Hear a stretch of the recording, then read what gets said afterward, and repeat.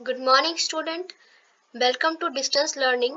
And today we are going to see the second part of your history's first chapter. Okay, the chapter name was what, where, how, and when. And in the previous video, we have discussed about what, where, how. And in this video, we are going to discuss about when. Okay, and the chapter starts with Rasida's question. Rasida sat reading the newspaper. Suddenly, her eyes fell on a small headline. 100 years ago, how she wondered, could anyone know what had happened so many years ago? So chapter ऐसे start होता है कि रसीदा के मन में एक question आता है कि 100 साल पहले जो हुआ था वो हमें अब कैसे पता चलता है। तो हमने पिछले वीडियो में डिस्कस कर लिया था कि हम पास्ट के बारे में क्या जान सकते हैं, फिर पास्ट में लोग कहाँ रहा करते थे और कैसे जान सकते हैं पास्ट के बारे में। ओके, और इस वीडियो में हम डिस्कस करने वाले हैं कि क्या होता है। ओके, तो पहला टॉपिक है वन पास्ट और मेनी। अब एक क्वेश्चन आ रहा है कि क्या हम लोग को एक पास्ट यानी किसी एक पर्टिकुलर पास्ट को पढ़ना है या फिर बहुत सारे पास्ट है। Okay, did you notice the title of this book our पास्टेस्ट?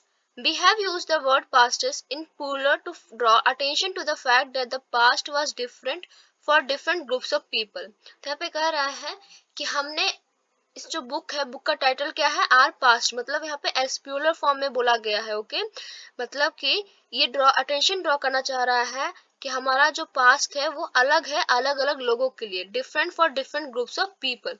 For example the lives of herders और farmers but different from those of kings and queens. इसमें कह रहा है कि जो लाइफ था, जो किसान का लाइफ या फिर जो चरवाहे थे उनका लाइफ राजा और रानी की लाइफ से बिल्कुल अलग होगा। अगर हम आज का एग्जांपल लें तो हमारा लाइफ, एक स्टूडेंट का लाइफ अलग होगा, एक टीचर का लाइफ अलग होगा, तो सबका अपना अलग लाइफ होता है। तो वैसा ही उनका पास्ट भी होगा, तो उनके पास्ट भी अलग होते हैं। The lives of merchants were different from those of craft person and so on. अब जैसे मर्चेंट का लेते हैं, मर्चेंट व्यापार करता है तो उसका लाइफ अलग होता है, वो अलग अलग जगह घूमता होगा। और जो क्राफ्ट पर्सन है वो लोग मूर्ति बनाते हैं, कुछ करते हैं, तो उनका लाइफ अलग होता होगा। Also, as it is true even today, people follow different practices and custom in different parts of the country. जैसे कि आज भी ये देखा जाता है, आज भी ये है कि अलग अलग लोग अलग अलग जाति धर्म को अपनाते हैं। तो वैसे ही हमारा उस टाइम भी ऐसा हुआ करता था और वैसे ही उनका पास्ट भी अलग था। जैसे चार जाति हुआ करता था उस टाइम भी, शूद्र, वैश्य, क्षत्रिय, ब्राह्मण। तो सबसे टॉप, सबसे अच्छा कास्ट ब्राह्मण माना जाता था, उसके बाद फिर क्षत्रिय। तो अब ब्राह्मण क्या काम करता था, वो अपना ज्ञान बांटता था या फिर वेदों का पाठ पढ़ता था।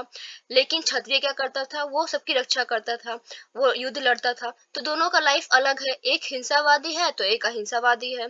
तो वैसे ही सबकी लाइफ अलग होती है, कस्टम उनका, हमारा जो प्रैक्टिसेस, जो हम धर्म अपनाते हैं फिर जिस कास्ट में है उसके अकॉर्डिंग भी हम लोग का पास्ट जो है वो डिफरेंट होता है। एग्जाम्पल आज के लाइफ में भी, जैसे यहाँ पे एग्जाम्पल दिया हुआ है। For example today most people living in Andaman island get their own food by fishing, hunting and collecting forest produce. Okay, जैसे कि आज भी अंडमान निकोबार में जो लोग रहते हैं वो अपना खाना या तो मछली पकड़ के या फिर हंटिंग करके या फिर फॉरेस्ट जो भी मिलता है उससे पका के या उसको उससे खाते हैं। लेकिन बाय कॉन्ट्रास्ट, जो कि बिल्कुल अलग है, भिन्न है हमारे से, most people living in cities depend on others for supplies of food. जैसे हम जैसे लोग जो कि शहर में रहते हैं, हम लोग दूसरे पे डिपेंड करते हैं अपने फूड सप्लाई के लिए। Different such as this existed in the past as well. और उस टाइम भी ऐसा हुआ करता था, जैसे जो राजा था उसकी लाइफ बहुत कंफर्टेबल हुआ करती थी, लेकिन जो प्रजा थी उनकी, वो लोग बहुत गरीब थे, तो उन लोग को खुद किसानी करना होता था, खुद फसल उगा के खाना पड़ता था। Besides, there is another kind of difference. We know a great deal about kings and the battles they fought because they kept records of their victories. अब हम जानते हैं, देखिए यहाँ पे एक और बात है, सबसे बड़ा डिफरेंस ये है, हम राजाओं के बारे में जानते हैं और ये भी जानते हैं कि उन्होंने कब कौन सी लड़ाई लड़ी थी, क्योंकि उन लोगों ने एक रिकॉर्ड रखा था। जब भी वो लोग को जीत कर देते थे उसका या तो इंस्क्रिप्शन या फिर मैन्युस्क्रिप्ट करवाते थे। ओके, लेकिन generally ordinary people such as hunters, fishing flock, gatherers, farmers और herders did not keep records of what they did. लेकिन जो जनरल लोग थे, जो ordinary people थे, जैसे किसान या फिर जो मछुआरे, वो सब तो थोड़ी ना, मतलब वो सब कोई रिकॉर्ड नहीं रखते थे। तो while archaeology help us to find out about their life, there is much that remains unknown. Archaeology हमारी हेल्प करती है पास्ट के बारे में जानने के लिए, लेकिन अभी भी बहुत कुछ ऐसा है जो कि हमें पता नहीं है।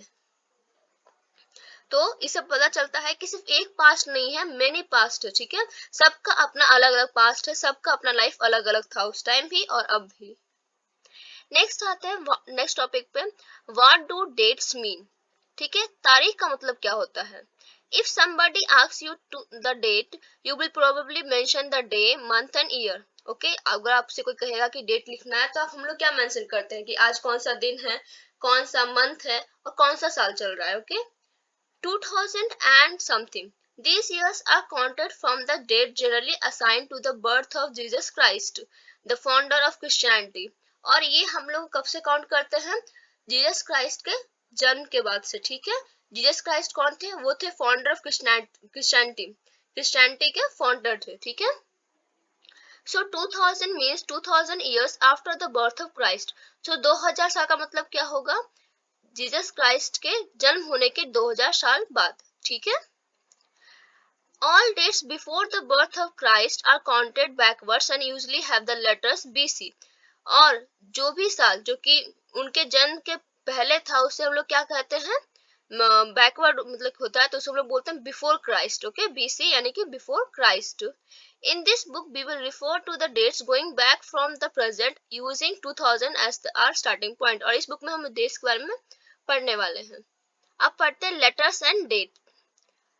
BC we have seen stands for before Christ. BC मतलब क्या होता है, बिफोर क्राइस्ट, यानी कि जीसस क्राइस्ट के जन्म होने से पहले का date. Okay you will sometimes find AD before dates, लेकिन कभी काल कोई कोई डेट्स के आगे AD लिखा हुआ होता है। ओके तो आप जानते हैं उसका मतलब क्या होता है। This stands for two Latin words, और AD दो लैटिन वर्ड्स के लिए है जिसका नाम है anno domini. Okay meaning in the year of lord that is Christ. तो एनो डोमिनी मीन्स होता है कि जिस समय लॉर्ड यानी कि क्राइस्ट जन्मे थे या फिर उनका साल जब था। So 2012 can be also be written as AD 2012. तो 2012 को हम कैसे लिख सकते हैं, AD 2012 भी लिख सकते हैं, ठीक है। क्योंकि उससे पहले लॉर्ड का जन्म हो चुका था यानी कि क्राइस्ट का जन्म हो चुका था, तो उनके जन्म से जब भी कोई डेट होता है तो उसके आगे AD लगता है, और उनके पहले जन्म से पहले का जो डेट होता है उसके आगे BC लगता है। Okay Sometimes CE is used instead of AD and BCE instead of BC. कभी काल AD की जगह पे हम लोग CE यूज करते हैं और BC की जगह पे BCE यूज करते हैं।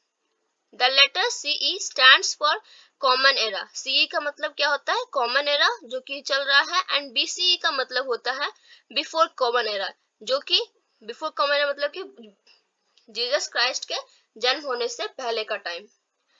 We use these terms because the Christian era is now used in most countries of the world. और हम लोग ये सब वर्ड क्यों यूज करते हैं इस टर्म को, क्योंकि हर जगह अब क्रिश्चियन एरा ही यूज होता है। In India we began using this form of dating from about 200 years ago. और हम लोग अपने देश में 2000 साल पहले से ही ये डेट को 200 साल पहले से ही डेट स्टार्ट कर दिए थे। And sometimes the letters BP meaning before present are used. और कभी कल BP का भी यूज किया जाता है जिसका मतलब होता है before present. ओके नेक्स्ट आते हैं elsewhere. We have seen that inscription are inscribed on hard surfaces. हम जानते हैं कि inscription जो था वो हार्ड surfaces पे लिखा जाता था, ठीक है। Many of these were inscribed several hundred of years ago. और इसमें से बहुत सारे जो थे वो 100 साल पहले का होगा। All inscription contains both script and language. और inscription में क्या होता है, script भी होता है और language भी होता है। Okay Languages which were used as well as script have changed over time. लेकिन जो लैंग्वेजेस उस टाइम यूज होता था या फिर जो स्क्रिप्ट जिसे लिखा जाता था वो टाइम के साथ बदल गया है। So how do scholars understand what was in script? तो अब एक प्रॉब्लम आ गया स्कॉलर्स को कि वो पहचाने कैसे कि क्या लिखा हुआ है उसमें, ठीक है। This can be done through a process known as decipherment.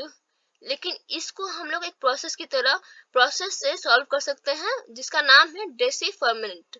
इसका मतलब होता है कि स्कॉलर्स जो हैं वो ये इसके बारे में स्टडी करेंगे और फिर ये इंस्क्रिप्शन जो है उसको रीड करने की कोशिश करेंगे कि कौन सा लैंग्वेज है या फिर कौन सा स्क्रिप्ट है। जैसे यहाँ पे देखिए कोई कोई जानवर का दिया हुआ है, जैसे ये एल फॉर लायन होता है तो इसका एल मतलब होता है।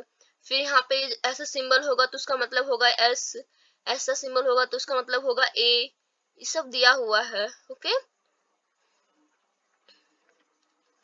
one of the most famous stories of decipherment comes from Egypt, a country in North Africa where there were kings and queens about 5000 years ago। तो सबसे जो बड़ा स्टोरी है डेसिफरमेंट का वो आता है इजिप्ट से, जो कि नॉर्थ अमेरिका में है। ओके, वहां पे राजा और रानी का प्रचलन था 5000 साल पहले से ही। ठीक है, तो Rosetta is a town on the north coast of Egypt, and here an inscribed stone was found which contained inscription in 3 different languages and scripts। तो यहाँ पे एक इंस्क्रिप्शन मिला था जो कि जिसमें कि तीन अलग अलग लैंग्वेजेस और स्क्रिप्ट लिखे हुए थे, जिसमें कि एक था Greek and 2 forms of Egyptian और 2 थे इजिप्टियन में। ठीक है, scholars who could read Greek figured out that the names of kings and queens were enclosed in a little frame called a cartouche। ठीक है, तो जो स्कॉलर्स मतलब जो लोग ये पढ़ पा रहे थे कि इसमें जो लोग को ग्रीक पढ़ना आता था उन लोगों ने ये पता कर लिया कि यहाँ पे राजा और रानी का नाम लिखा हुआ है, जो कि छोटे से फ्रेम में लिखा हुआ है जिसको कि कार्टोज कहा गया। They then placed the Greek and the Egyptian signs side by side and identified the sounds for which the Egyptian letters stood। और फिर उन लोगों ने क्या किया, ग्रीक और इजिप्टियन का जो साइंस होता है उसको साइड बाय साइड रख के पहचानने की कोशिश किया कि कौन सा letters, identify the sounds for which, वो आवाज को पहचाना, for which the Egyptian letter stood, जिससे कि ये इजिप्टियन लेटर स्टूड मतलब जिसके लिए थे। As you can see a lion stood for L, तो एक लायन जो था, जैसे कि लायन का एल, तो लायन अगर लायन का चित्र होगा तो मतलब कि वो एल लिखा हुआ है। And a word for a, और अगर कोई वर्ड का पिक्चर होगा तो वो होगा ए। सो इस तरह का उन लोग का उस टाइम का लैंग्वेज था। Once they knew what the letter stood for, they could read other inscription as well। और एक बार उन लोगों ने जान लिया कि कौन सा लेटर किसके लिए है तो वो लोग उन लोगों के लिए इंस्क्रिप्शन को पढ़ना बहुत ही आसान हो गया। जैसे अगर हम लोग किसी बच्चे को सिखा दे ABCD का मतलब तो वो आराम से रीड कर सकता है, वैसे ही इंस्क्रिप्शन में है और डेसिफरमेंट वही प्रोसेस कहलाता है। नेक्स्ट, अब चैप्टर आप लोगों का खत्म हो गया तो एक बार क्वेश्चन आंसर डिस्कस करते हैं। ठीक है, तो यहाँ पे पहला क्वेश्चन है, you have to interview an archaeologist, prepare a list of 5 question that you would like to ask her और हिम। आप ऐसा इमेजिन कीजिए कि आप एक आर्कोलॉजिस्ट का इंटरव्यू करने वाले हैं, तो आपको एक लिस्ट बनाना है, कोई भी 5 क्वेश्चन जो आप उससे पूछना चाहते हैं। ओके, नेक्स्ट है लेट्स अस रिकॉल, यहाँ पे आपको मैच द फॉलोइंग करना है। ठीक है, तो अब देखो जैसे कि नर्मदा वैली है तो नर्मदा वैली क्या था, वहां पे क्या लोग करते थे, hunting and gathering. Next Magadh, Magadh में क्या हुआ करता था, मगध क्या है, प्रेजेंट का बिहार, और मगध क्या था, एक बहुत बड़ा किंगडम। और गारो हिल्स में क्या था, यहाँ पे एग्रीकल्चर हुआ करता था। और इंडस एंड इट्स ट्रिब्यूटरीज ये फर्स्ट सिटी थी। Next Ganga valley, Ganga valley बहुत पुरानी सिटी थी। ओके, और यहाँ पे कुछ कीवर्ड्स है जैसे कि ट्रैवलिंग, इस इंपॉर्टेंट कीवर्ड्स है, इसी पे पूरा टॉपिक है। ओके, तो पहला है ट्रैवलिंग, नेक्स्ट है मैन्यूस्क्रिप्ट, उसके बाद है इंस्क्रिप्शन, नेक्स्ट है आर्कोलॉजी, फिर है historian, then source and then decipherment. ये बहुत ही इंपॉर्टेंट कीवर्ड्स है, ये आपको याद होने चाहिए। ओके, नेक्स्ट सेकंड क्वेश्चन है, list one major difference between manuscripts and inscription. आपको कोई एक डिफरेंस बताना है मैन्यूस्क्रिप्ट में और इंस्क्रिप्शन में। इसमें मैं 3 डिफरेंस बता रही हूँ। पहला डिफरेंस ये होगा कि मैन्यूस्क्रिप्ट जो था वो सॉफ्ट सरफेस में लिखा, जैसे कि या तो पत्ते पे या फिर बार्क पे, ट्री के बार्क पे। लेकिन इंस्क्रिप्शन जो था वो हार्ड सरफेस पे लिखते थे, या तो स्टोन पे या फिर मेटल पे। और सेकेंड थिंग, मैन्यूस्क्रिप्ट जो था वो उसको वो बहुत साल तक नहीं चलता था, उसको कोई भी इंसेक्ट या कुछ खा लिया करते थे। लेकिन इंस्क्रिप्शन इतनी जल्दी डिस्ट्रॉय नहीं हो सकता था। नेक्स्ट, मैन्यूस्क्रिप्ट जो था उसमें रिलीजियस का कोई चीज, रिलीजियस उस टाइम के लोग क्या प्रैक्टिसेस करते थे या फिर उस टाइम का साइंस क्या था, मेडिसिन क्या था, ये सब लिखा था। लेकिन इंस्क्रिप्शन में क्या रहता था कि वहां के राजा ने क्या ऑर्डर दिया है या फिर क्या बैटल वो जीता है, ये सब लिखा रहता था। नेक्स्ट आते हैं लेट्स डिस्कस। इसमें आपको डिस्कस करना है, तो return to Rasheeda's question, can you think of some answers to it. तो देखिए यहाँ पे रसीदा का पहला क्वेश्चन था कि हम कैसे पता कर सकते हैं कि 100 साल पहले क्या हुआ था। तो आपको पता होगा इसका 3 तरीके से पता कर सकते हैं, कि कोई पुराना बुक पढ़ के या फिर कोई मैन्यूस्क्रिप्ट पढ़ के या कोई इंस्क्रिप्शन पढ़ के या फिर कोई आर्कियोलॉजिस्ट एविडेंस देख के। ओके, नेक्स्ट ये बहुत इंपॉर्टेंट है, सम इंपॉर्टेंट डेट्स। आपको मैथ द फॉलोइंग अगर नहीं बन रहा होगा तो आप ये देख सकते हैं, ये बहुत ही इंपॉर्टेंट है।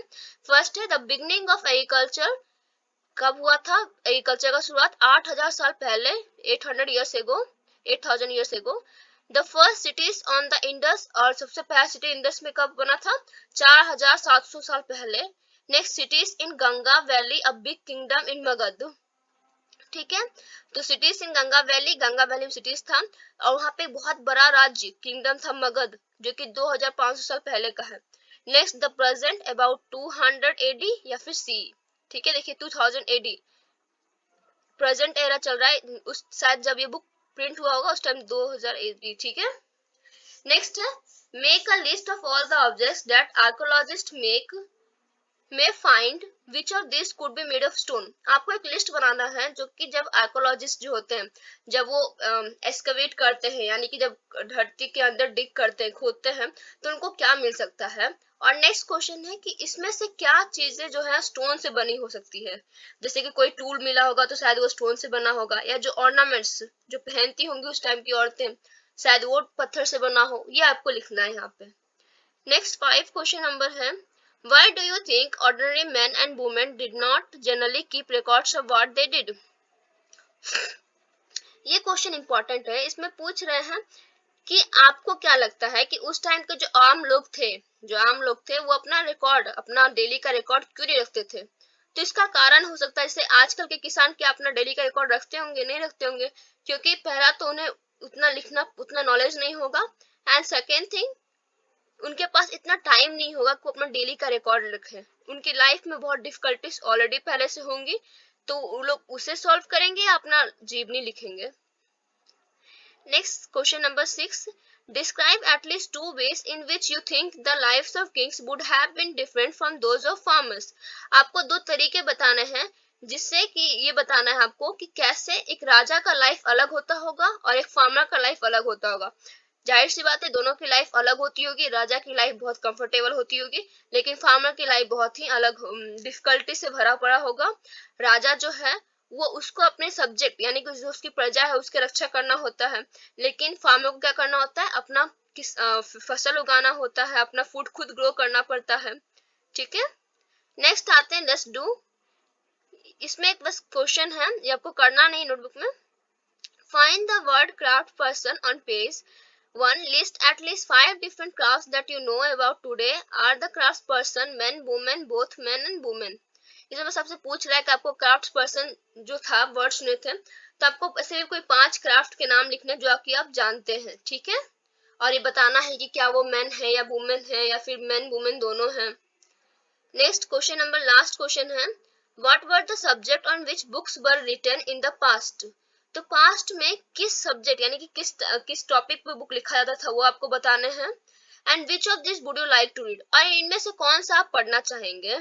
Okay okay, so I hope आप लोग को चैप्टर समझ में आ गया होगा। Thank you class.